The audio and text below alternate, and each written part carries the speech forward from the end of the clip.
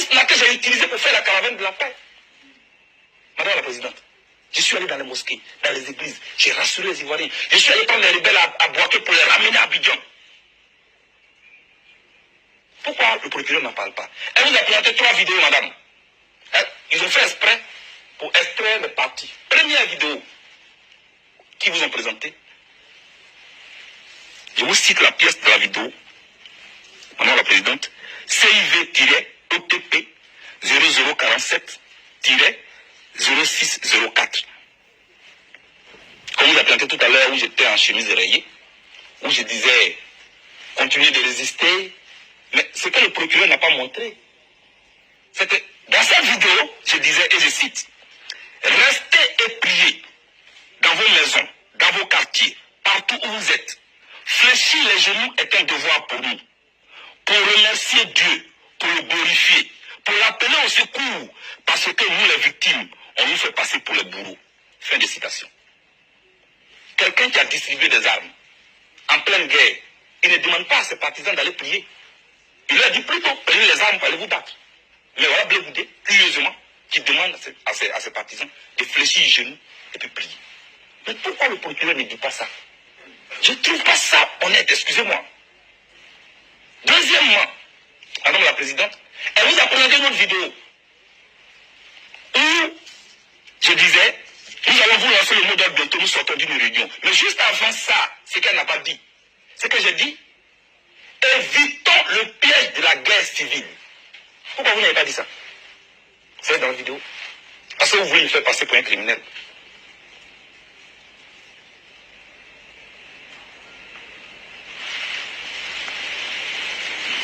Madame la Présidente, j'ai mal. Je vous le dis sincèrement, pas de la manipulation comme on veut le faire croire, mais j'ai mal. J'ai tellement mal que je voudrais encore vous dire, le procureur dit, Blé Goudé a dit, vous êtes devant, donc ne regardez pas derrière. Dans cette salle-là, ça a été dit. Donc cela veut dire, ne vous occupez pas des crimes passés. Ce n'est pas vrai, madame. Nous étions à un rassemblement où les gens étaient nombreux. Donc j'ai voulu dire aux jeunes qui étaient là, vous êtes tellement nombreux, mais vous ne voyez pas derrière. C'est parce que vous ne pouvez pas voir derrière. Sinon nous sommes très nombreux. Abidjan, on dit, à connaît pas, à demander. Demandez-moi, je vais vous expliquer. Pourquoi vous vous compliquez la tâche comme ça? Pour aller chercher des attestations de gousses, tout ça. Demandez-moi, je vais vous dire. C'est pas la peine de raconter des choses comme ça. Madame, moi, je suis un homme convaincu de la force motrice de la mobilisation des masses et des vertus de la non-violence. Pour moi, madame, celui qui accorde le pardon se débarrasse du fardeau encombrant de la haine. Je l'ai toujours dit. Je peux le dire avec force, peut-être avec des gestes forts. C'est ma nature. Mais cela ne veut pas dire que je suis violent. Ce que je dis, je le dis avec mon cœur. Je le dis avec mes gestes. Je le dis avec tout mon corps. Peut-être que c'est ça qui est la différence. Vous voyez? C'est ça. Mais je ne suis pas le seul leader qui parle ainsi, hein, parce que je regarde la télévision. Je vois comment les leaders aussi font les gestes. Madame, pardonner, ça, c'est le fondement de ma philosophie politique. Aller vers l'adversaire, la tolérance politique, la culture de la tolérance, la générosité politique. C'est pourquoi je partais vers eux. M. Dick Kaufmann l'a dit et il ne croyait pas si bien dit. Madame, j'ai fait campagne pour qu'on accepte les rebelles en Côte d'Ivoire. Déjà insulté pour ça, mais je l'ai accepté. Je voulais vraiment vous le dire. Et moi, je ne compte pas déroger à cette philosophie. On peut me condamner, hein? Mais moi, je continuerai toujours de dire aux gens qu'on n'entre pas en politique avec les armes. Qu'on n'entre pas en politique avec les fusils. On entre en politique des idées, avec un projet de société. C'est ce qui est vrai. Alors, madame, moi, je voudrais vous dire, madame la présidente, ce qui suit.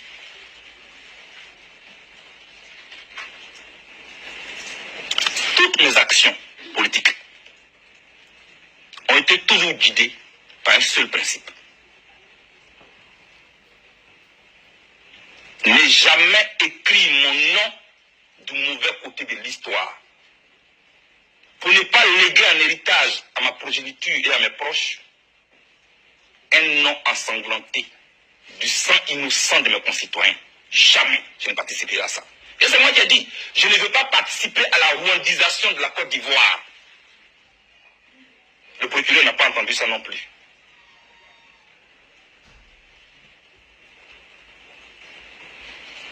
Madame la Présidente,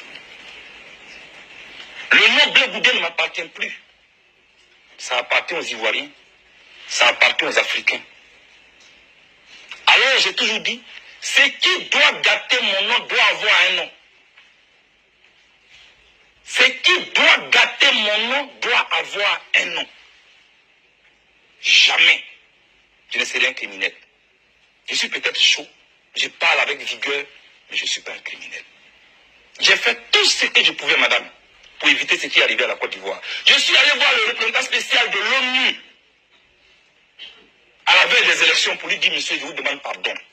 Ce que je vois, les partisans de Ouattara sont en train d'incendier les résidences du directeur de campagne de Gbagbo à Korogo, M. Malou Koulibaly. Vous pouvez le vérifier sur Internet. J'avais Koulibaly, porte-parole de Gbagbo. Sa maison a été incendiée à Kakula. Je suis allé voir le représentant spécial de l'ONU pour lui dire, il faut que Gbagbo, Bédié et Ouattara fassent une campagne pour désarmer les cœurs avant les élections. Mais madame, on n'a pas écouté. Parce que les gens voulaient le pouvoir à tout prix. En fait, eux, ils avaient déjà les plans communs. C'est eux qui ont le plan commun, c'est pas nous. Madame la Présidente, je voudrais que, au nom de la balance que je vois ici, sur tous les papiers en tête de la CPI, qui est le symbole de la justice, de l'équité, Madame la Présidente, je vous serai reconnaissant de me laisser rentrer chez moi, auprès des Ivoiriens, pour construire et bâtir ensemble avec eux la réconciliation et la paix, comme je l'avais déjà commencé. Et pour continuer de dire à ceux qui n'ont pas encore compris qu'on n'entre pas en politique avec les armes, plutôt avec des idées et un projet de société. Madame, la prison, certes, c'est dur. Ça peut même durer. Mais ça ne dure pas éternellement. Et comment il s'appelle, Abraham Lincoln n'a pas eu tort. Quand il disait, pour une cause noble, on ne perd jamais son temps en prenant tout son temps. Il disait ainsi aux partisans de la vitesse que la vie ne se résume pas aux aiguilles d'une montre, mais plutôt à la qualité de nos actes pendant notre séjour bref et passager sur terre. Pour dire que mes adversaires ont la montre, moi j'ai le temps. Et comme je refuse d'être la honte de ma génération, madame, pour ce que je viens de vous dire, pour la non-violence, pour la vérité, pour le dialogue, pour la paix, je porterai ma croix avec dignité et honneur. Et mon père, plaignait pour Marcel, à qui je rends hommage ici, que je n'ai pas eu la chance d'accompagner à sa dernière demeure, m'avait dit, mon fils, un fruit bien mûr ne pourrit jamais en l'air. Tiens bon, il finit toujours par tomber. Pour dire qu'on peut peut-être me condamner aujourd'hui, mais un jour, l'histoire finira par m'acquitter. Madame le juge, non, je ne suis pas un anti-français. Non, je ne suis pas chef de milice. Non, je ne suis pas le présumé assassin des ressortissants du Nord et des musulmans de mon pays. Non, je ne suis pas un partisan de la violence, madame. Non, je ne suis pas un génocidaire. Madame, je souhaite une seule chose, que le droit nous départage et qu'on empêche que la politique entre ici, dans cette cour, pour ne pas que le droit sorte par la fenêtre. Madame, un jour, je suis convaincu qu'il fera jour et que je rentrerai chez moi. Que Dieu bénisse l'Afrique et apporte la paix en Côte d'Ivoire et partout dans le monde. Je fais confiance à la justice internationale. Je vous remercie. Je vous remercie. Nous avons donc conclu vos déclarations de clôture.